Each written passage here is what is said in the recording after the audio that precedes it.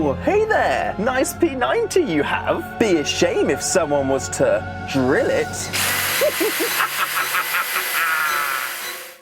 Before we get into this, I just want to make my stance very clear. I think both parties are at fault. The person whose gun it was probably should have known better and probably shouldn't have agreed to something that would have permanently damaged their Airsoft replica without really knowing the consequences on that. And on the other side, the site owner really shouldn't have offered this as a solution, considering it was a permanent change to the replica and there was literally a quick change spring option available at the same time. Where does the blame fall mostly? I'm gonna let you guys in the comments decide. So when you hear the full story, let me know what you think. And while you're thinking about that, why don't you hit the subscribe button as well? Because I really do quite enjoy doing this investigative journalism content, and I'm sure if you want to see more of it, you'll want to subscribe. Big thank you to all my patrons as well for supporting the channel. So what are we talking about today? Well, if you're active in Facebook community groups on Facebook, then you may know exactly what it is I'm referring to. We will not be including any names in this story though, just to make sure that everybody's personal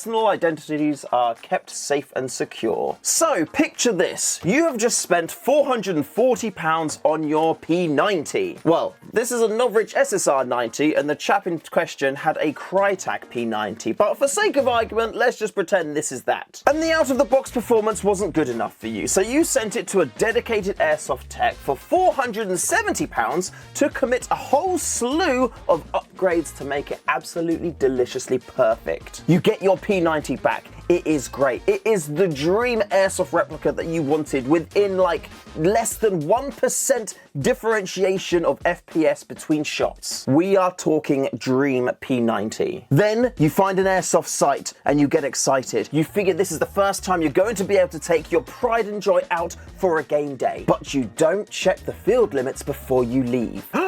You get to the site, you get to the chrono, you shoot your prized possession, but then you're shocked to find out that you are a mere 3 FPS over the site limits. Or is it 5 FPS? I can't remember. 3 or 5 FPS. Damn it, I've just broke the illusion of the storytelling. You're shocked. You can't believe it. You just don't know what to do with yourself because you can't use the airsoft replica that you were so excited to run on the day. But what's that voice? I hear a voice from across the way. It sounds like someone with a solution. Come here. Bring your airsoft replica to me.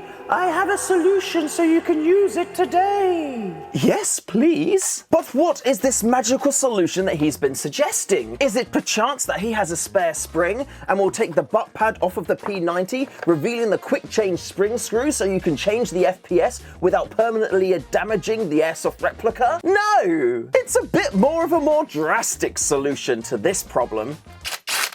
Well, okay, because you're the site owner and you've been doing airsoft for years and I've just started doing airsoft, so I'm going to trust your judgment in what you say right now. Brilliant! Hold your replica and I'll get the drill going. And just like that, an experienced site owner drilled a hole into the nozzle of this chap's P90, which cost him over £900 to get in its current configuration, which was within 1% of FPS changes across the board, and they drilled a hole in his nozzle. The plus side though is apparently this hole in the nozzle reduced the FPS of the replica by 6, which meant that he was now able to play at the site for the day. I don't know how the gameplay went at the site on the day, but I presume that it was maybe okay and he had fun. However, I also presume to think that he was probably having a very inconsistent time with shots and the replica was not behaving how he was hoping or expecting it to do. Now, I did not know what to think when I read this story on my Facebook feed. I was partly in shock that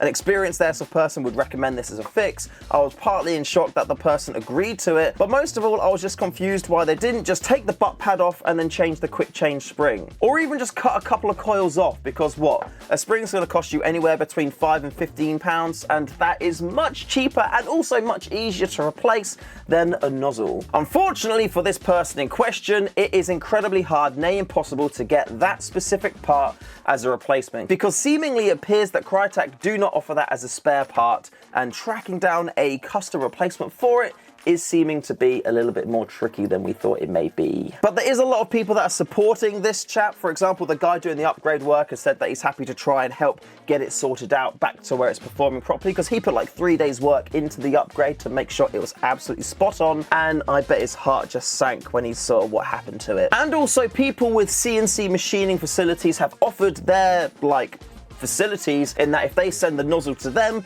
they will try and create a one-to-one replica for him to then put into his riff, and hopefully that will fix everything. So it's really lovely to see the Facebook community pulling together to help this chap who, quite frankly, made a very, very poor decision, but at the same time, it was by somebody who should have known better and was very trusted. So it's like, where is like blame is everywhere. Blame is on everyone, everywhere. But is it? That's what I'm asking today. Is blame everywhere? Because is this genuinely a really bad thing to do? Like, I've never drilled a nozzle before. I've never seen anyone else drill a nozzle before. This is the first and only time I've ever heard of anybody recommending this as a solution to having too much FPS. And I'm curious. It's got me thinking. So, for the sake of science, I am going to put my Novrich SSR90 under the knife, or to be more accurate, under the drill, and we're going to see if the consistency goes out the window and how much power it gets reduced by. Now, the chap has put a couple of pictures online so we can see the hole size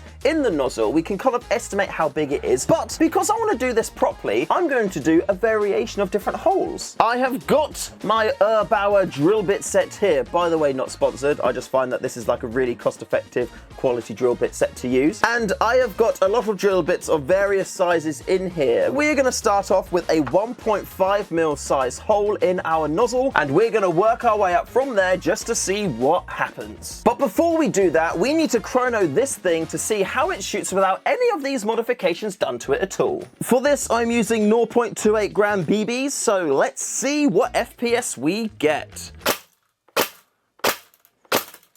So we're pretty much on the 1.12 joules. We are right on site limits. This is absolutely perfect. So well done, Novrich. We are on 2.92, 2.92, 2.94, 2.93. So I'd say we are averaging there 2.92. The more we go down, the more I'd say 2.93, 2.94. So let's say on this one, we are averaging 2.94 FPS on 0.28 gram BBs. Now we've got our baseline. Let's get this thing under the knife for the first hole. Or should I say under the drill. Now in the picture provided, the hole in their nozzle goes in from the top, but because our nozzle rotates around, it doesn't really matter what side we put it on. And here we go.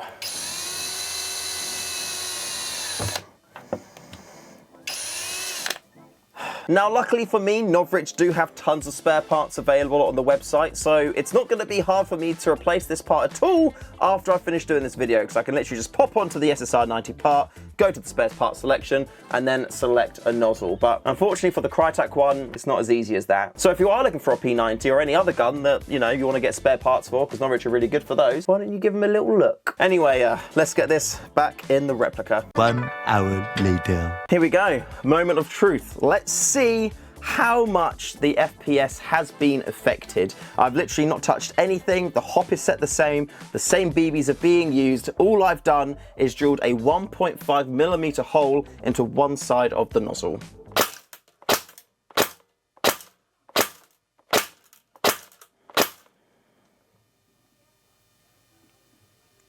I think I'm a bit blown away right now. So before, it had 294 was like the average, and now it has 288, 288.7, 288.7, 287.7. I mean,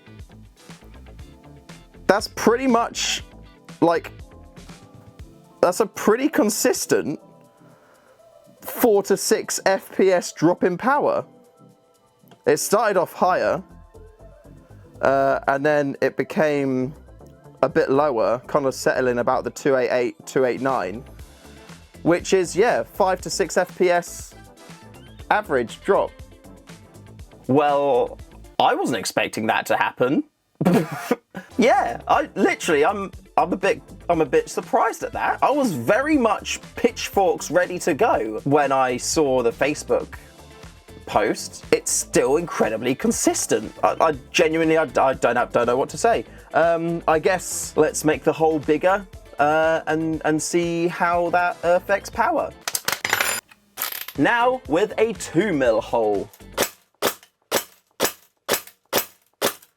So 0.92 joules. So we're kind of lowest 265 and the highest was 273, but after it's settled, it was kind of 270. So 265, 267. So what, that's an average of 267 kind of average there, which does lose quite a bit more power significantly than we did on the initial hole to it not having a hole. I'm genuinely really surprised at this outcome. In no way did I think that it was going to end up being this kind of consistent after having a hole drilled out in the nozzle. Like, don't get me wrong, this is not the optimal thing to do. Like, you still shouldn't do this because it's permanently affecting a part of your replica which you can't easily change and swap out. Like, if you're a tech and you know what you're doing, in about, 15-20 minutes, you're probably going to be able to get that out, swap the nozzle over, and then you're going to be able to test it and jobs are good. And for a complete novice and somebody new to Airsoft, this is not something they should be doing at all. Like, it's not. And replicas these days are designed to have some amount of modification, upgradability, customization built into it, so you don't have to do that. Hence